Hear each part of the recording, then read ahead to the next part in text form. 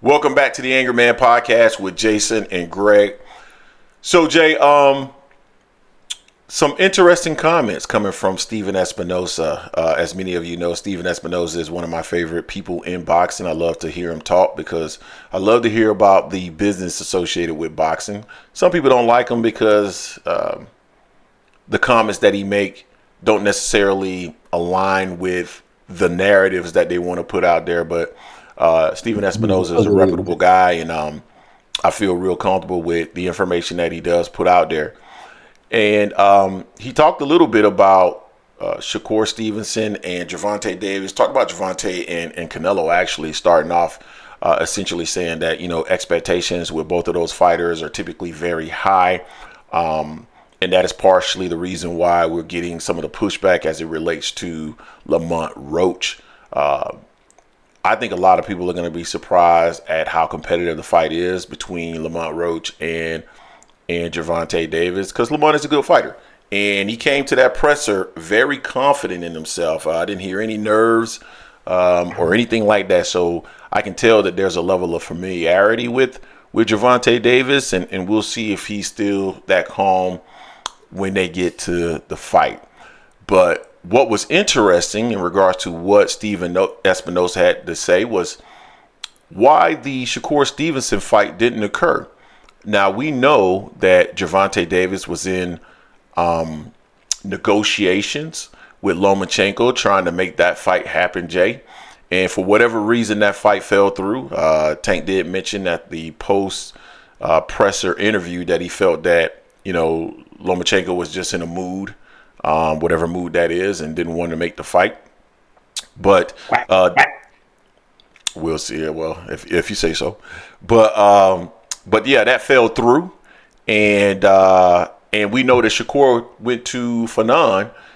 He was on there with Coach Kenny and decided that if the Lomachenko fight didn't occur, he wanted to be the man that stepped in, Jay, which Coach Kenny welcomed. And interestingly enough, they did have some initial conversations in regards to this fight. But unfortunately, the fight didn't occur because Shakur Stevenson wanted to go a different route. Shakur was looking for more so a long-term deal, a long-term situation. And therefore, he took the opportunity with Matchroom. I think he took that opportunity because the bag was going to be big over there in terms of having an affiliation with Turkey Al-Sheikh. And so that was the reason why he took that opportunity. And I don't begrudge him at all for that. But it was more so Shakur that went a different direction and not Gervonta Davis. Now, I want to start off by saying this. I was told that there were initial conversations regarding these two individuals from a source that I had back in July. I was told this either August. It was August. I was told this, that they had conversations and they were initial conversations, nothing deep.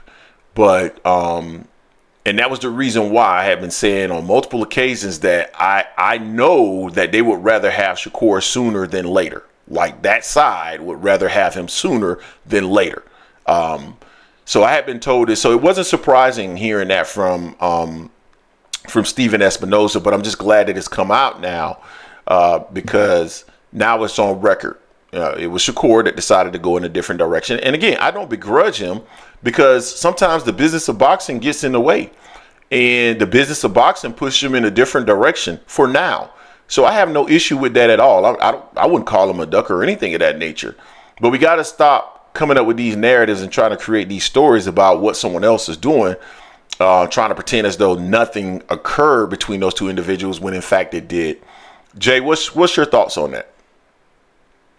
Yeah, I mean, showing that Steven mentioned that, he wanted type of like long-term contract, something like what he was getting with Top Rank or what he eventually got with Matchroom, which is not necessarily long-term, but if PBC's only offering a one-fight deal, that's not any more than that right there, So if he wanted something more, then I get it on that. But I just hate the way that broke down. I really think the biggest thing is the issue with Loma. Loma set all these dominoes in the fall, like as they're falling, because of him not taking that fight with Tank this winter. So that killed everything, all the momentum we had going into possibly next year with all the good fights, especially with Tank. But I'm glad Steven Espinosa did come out and talk about that and kind of address that. He did at more high level. He said he didn't want to get necessarily into the weeds per se. So I understand that, but for him saying that, Shakur had an option and he chose to go elsewhere, and that's fully on him to go. That's his right to do that.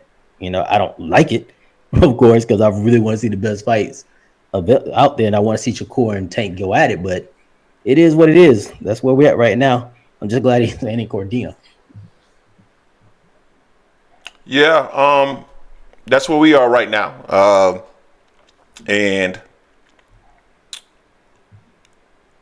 again, Shakur, business of boxing is going to get in the way of a lot of fights. I mean, it just is what it is. And again, I don't. Excuse me. Yeah, business boxing been getting in the way since day one. Yeah, no, it has been. It's been getting in the way since day one, and I don't begrudge folks for that. I think a lot of times it create narratives that may not necessarily exist. And we've heard on our channel, in the Discord, on our live streams, 4 p.m. Eastern Standard Time every Sunday, that, there was never any approach to make a fight between Team Gervonta Davis and Shakur Stevenson. And I have been saying this for a while. Like, I know that to be false, just based off of information I received back in August. I know that to be false. So, and not to say that there was anything deep that went on. Why didn't they send the contract? That's not how it works. People don't just send over contracts. Like, what are you talking about? Like, it doesn't work that way. So yeah, I mean, I think the fight is going to eventually happen. Because I think they're going to still be at 35 and they got to lock horns at some point. I know Tank said that, he doesn't necessarily have any real interest in fighting Shakur. But again, I don't think that's going to. I think eventually they will make that fight.